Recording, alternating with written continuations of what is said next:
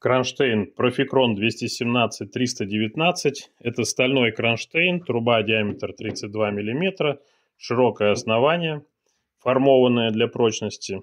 Можно внутри прогонять кабель, если необходимо. В комплекте идет крепеж. 4 глухаря и 4 дюбеля. Кронштейн крепится к стене. И на кронштейн, как обычно, закрепляется любая антенна. Например, можно закрепить панельную антенну с хомутом.